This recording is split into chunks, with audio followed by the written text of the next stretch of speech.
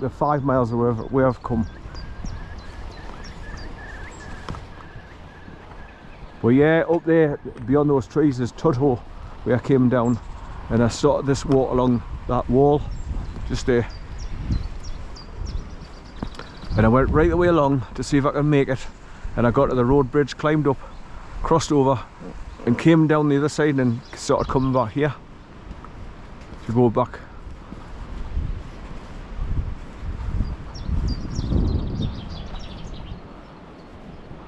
But this is just like I say, I've come up for a recce to have a look at these pathways to see if I can bring Bear and let him off so he's not pulling us along by the leader constantly and getting us angry. Like nose to the ground, pulling like a freight train constantly.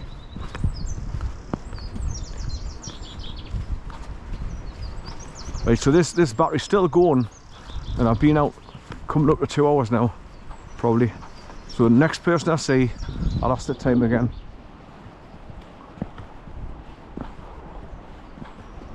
But I mean, it should be 11:30 gone now, probably. And that's 2 hours from the car.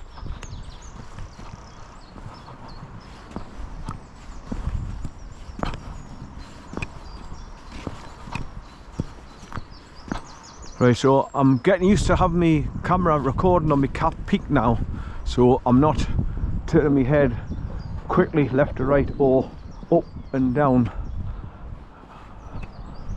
I'm just sort of like pointing straight ahead as much as I can, so that you see exactly where I'm looking at, left to right and up and down. But the pathways are pretty flat, so you can walk quite a distance without getting tired because you're not up and down steep embankments.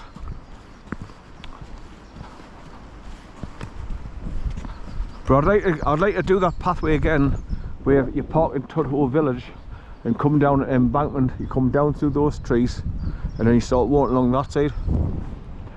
It's more of an adventure on that side, especially that stretch there where the brick wall is.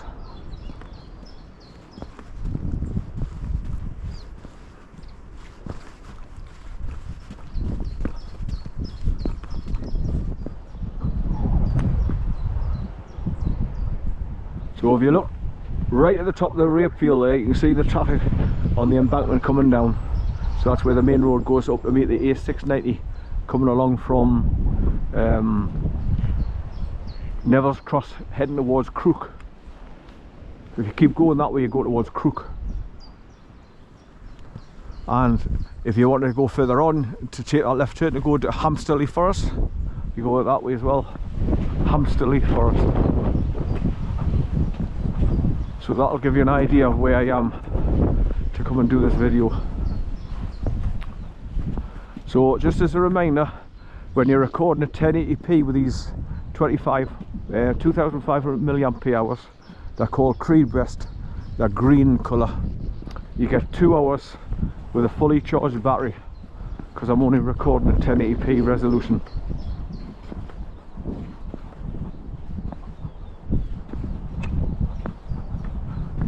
I tried this camera in 4K, but as usual they get red hot. Your batteries get red hot and they start to expand. So when you go to get a hold of a little tab to pull the battery out, they've expanded a bit, so sometimes difficult to get them out. And the more you have to pull hard on the tabs, they end up snapping off. So you don't want that, because they're friggin' too expensive.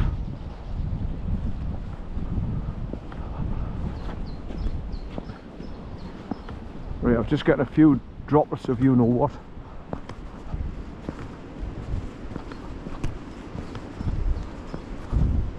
Right, so all the way back over these fields, back underneath the viaduct, and back up onto the Sunderland Bridge, the old one, 1492 it was built. It's still as sturdy today as it was back then.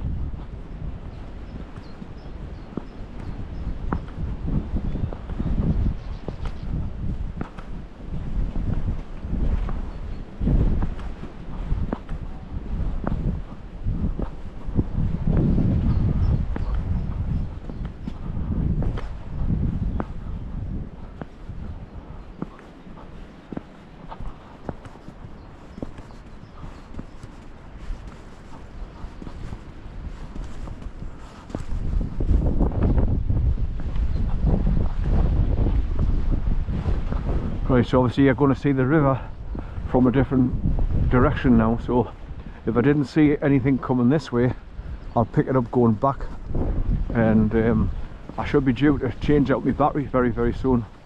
So I'll stop, put a new battery in it, and just press record and start again, so that it's just a full continuation of recording the river weir here.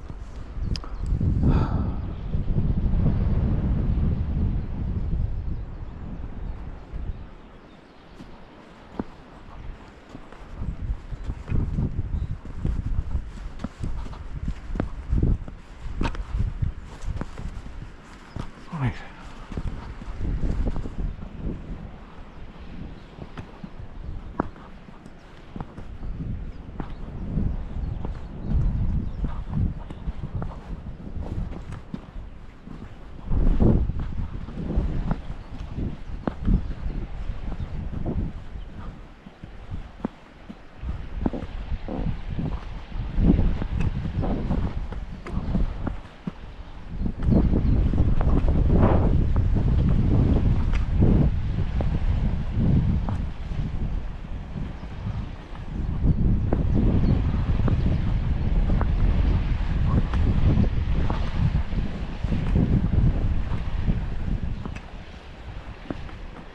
Right, so that's those trees that we go.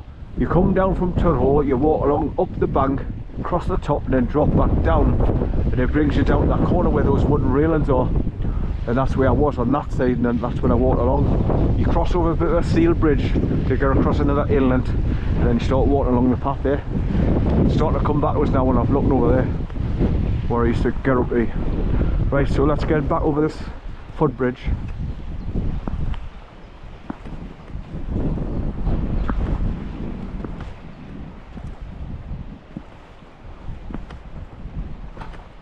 You can see where people have gone down there, just to go around where those big heavy duty bricks are in the side of the embankment.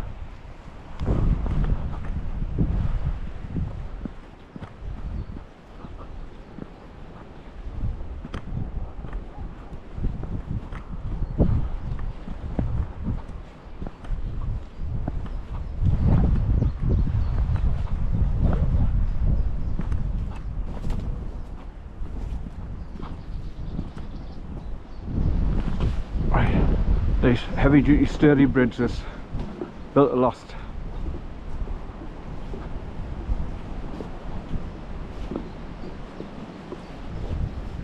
There's the ditch that you get across.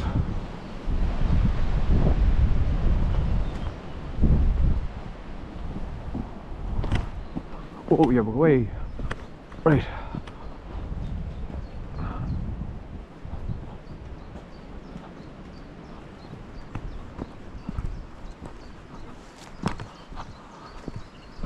It's nice to come back and see all those fields where I used to come along and walk beyond, and then after getting through that tree line there was a pathway going up some steps, and you go through the trees at the top, then you just follow up the bank, and it takes you past a farmstead where they keep horses and stables and that, and then you go back up onto the main street, the main area.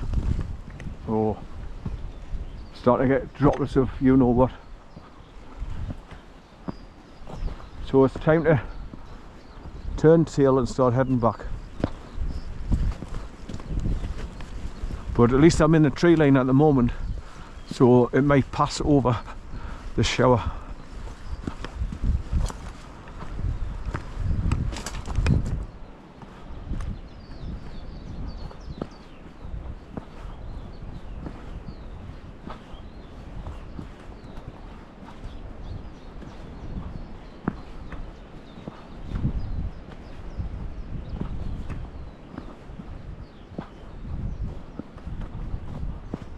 So the pathway goes right around in the half circle and goes back beyond where those trees are sticking. It goes round past that. There's another path where people have taken it down to go down where all those big boulders are and get close to water's edge again.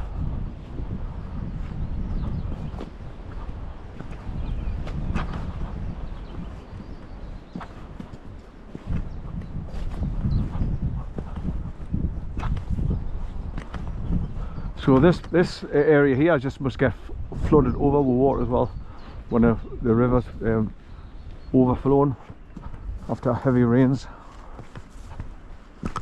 Become like a swamp.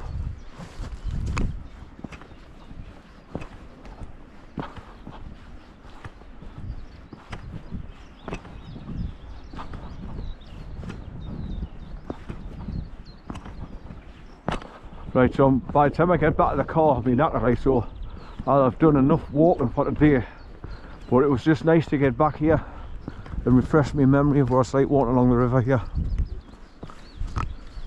Apart from it being easy to walk along because it's quite flat the whole length of the walk, and it's peaceful, quiet. Listen.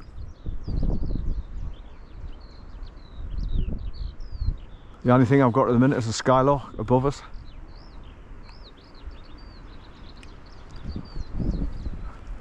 Very, very quiet.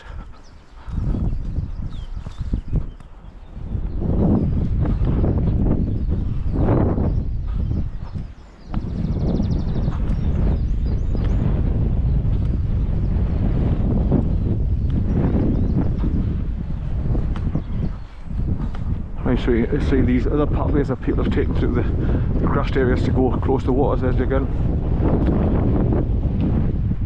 And that's looking back. It's trying desperately, like tiny little droplets are coming down all the time, but I think I'll probably be able to get back before any heavy duty starts coming down. And like I say, I've got my raincoat on now anyway.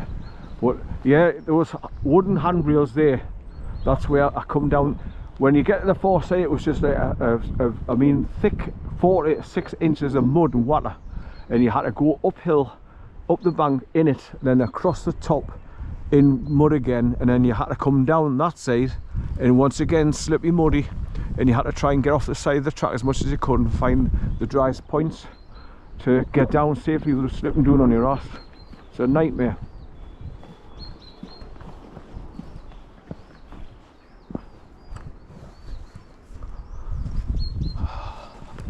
Right, so we've got to go all the way back past all these fields and then back towards the viaduct and then back to Sunderland Bridge. I hear a cow.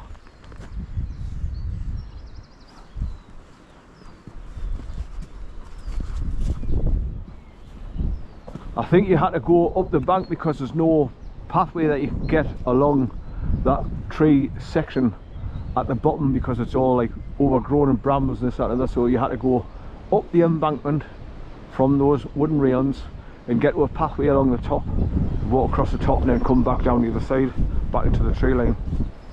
That's how we used to get past.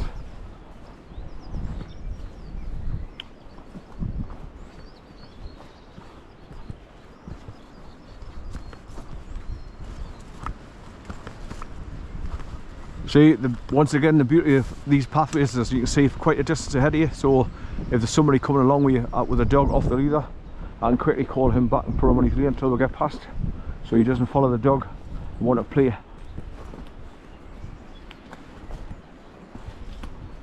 I mean, when I've got bait off the leader, it's not other dogs that I worry about, it's the other stupid panicky people. When they see a big dog, they go, oh, and they want to pick their dogs up. And they panic, get your dog, get your dog. Oh, for Christ's sake, man. And I can't race ahead because I'm disabled and I walk with a limp. So I can't rush up to them to put them back on his leader quick, and I can't catch them anyway. So they make it worse for me. And it also gets me stressed out. The more they're stressed out, the more it stresses me out. So that's why I come along to these quiet places so I can find them, so I can let them off without worry. And so far, the only place I can go that guarantees us peace, quiet, and no other people or dogs is Kielder Forest, along the Bloody Bush Road and going along the Forestry Commission tracks, because there's just nobody out there. But it's a 67 to 70 odd mile drive for to go and let them off.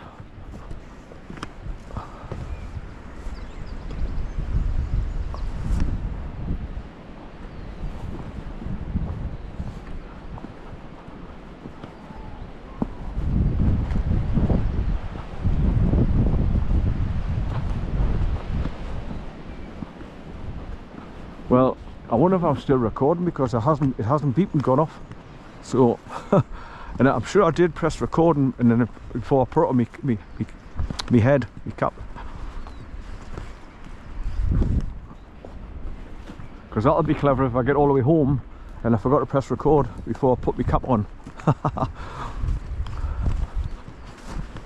Now normally when I've got Bay, he's a total distraction and I would end up doing something stupid like that with him on his lead up, like dragging us along, because I've got to concentrate on him and I can't concentrate on what I'm supposed to be doing.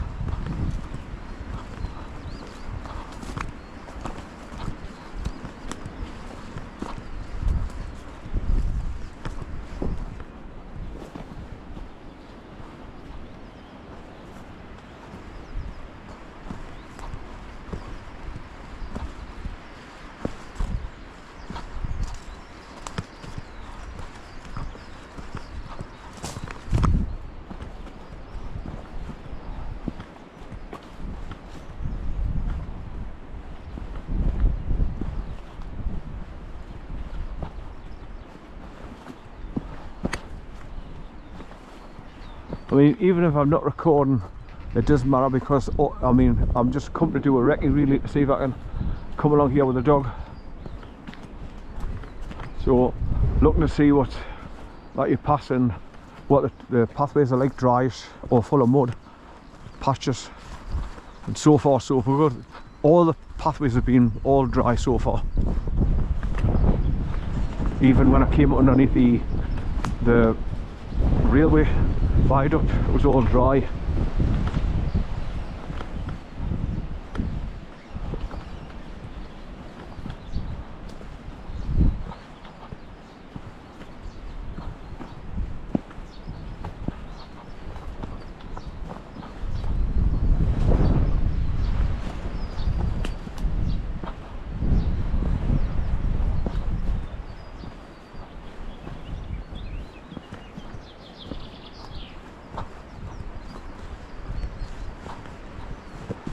You can just see the river through the trees there now. 75 yards over.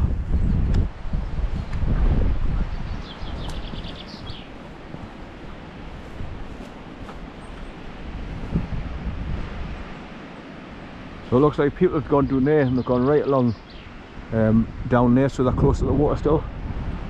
And they're off the main track. So if you saw a dog coming towards you, you could go and do with your dog and take them out the way until they got past. Then just go back up onto the main track.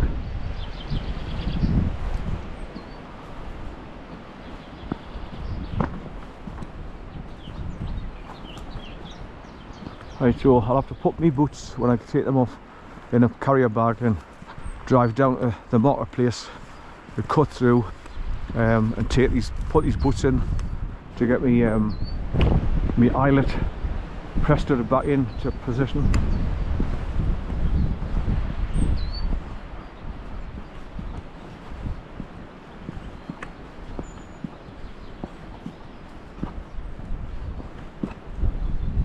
Because what happened was, when you put your laces too tight, it pulls the press stud through the hole in your leather boot. So they've got to put a new one in and whack it with a hammer against a hard bit of metal and flatten it out so it creates a round head, so it won't pull through again. Right, so I'm getting round to where the pathways eroded, and I've got these new bits of wood pathways up there. I'm sure, I think that's where I went down with the dog, because that's where he went down and got a drink. I think it was when I was here with corn.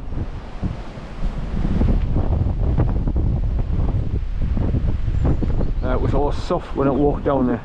You can see the sand, which has changed to mud, and it looks like animals have been down there for a drink at some point in time. Maybe come from the farmer's fields here, went out the river for a drink.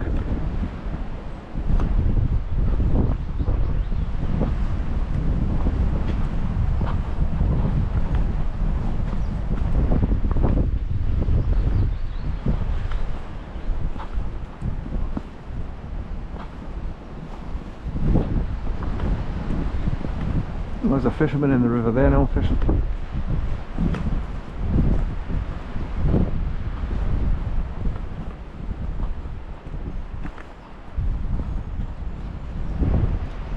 fly fishing. So his waders on.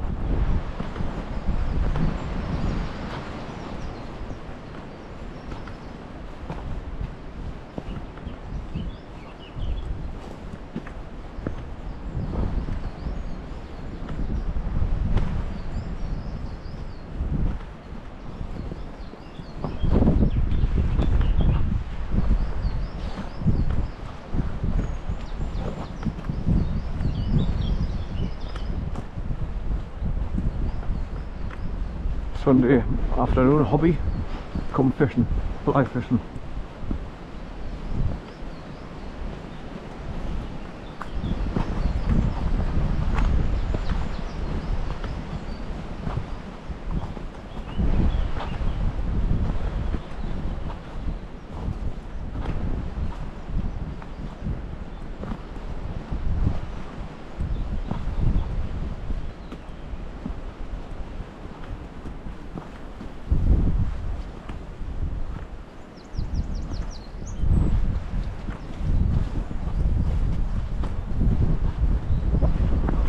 Right, so this is where they put the new fence and look to stop you going across the top where the embankments give way.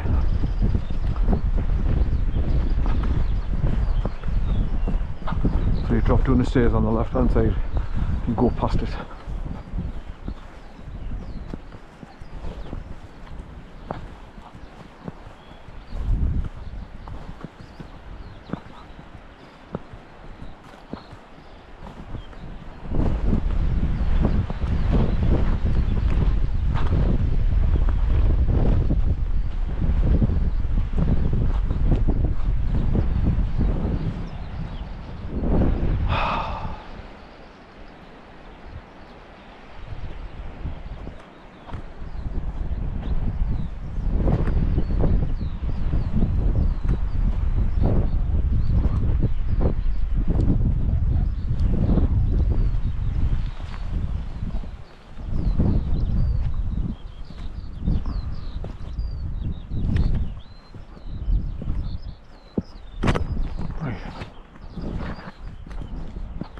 Permissive footpath.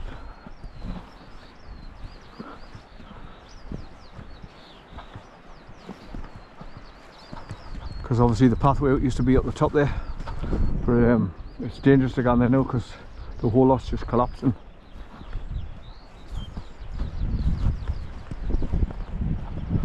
I can imagine when we had rain every day during January, this river would have been really high and raging, and that's why all this has just been pulled down and swept away.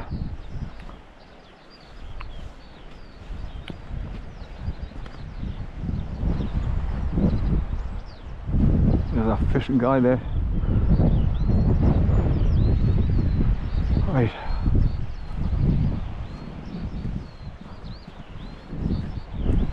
Right, so next person, I'll see you last the time. Because like I say, I'm sure I left the car about 9:36, something like that. So if we round it off to 9:30, should give us 2 hours to 11:30 for this battery.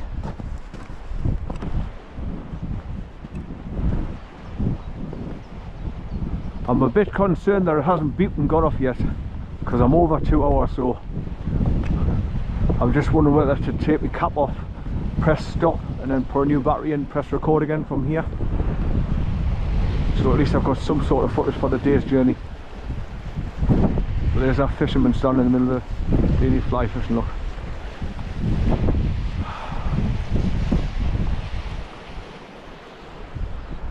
Yeah, I'm going to stop recording, take my cap off.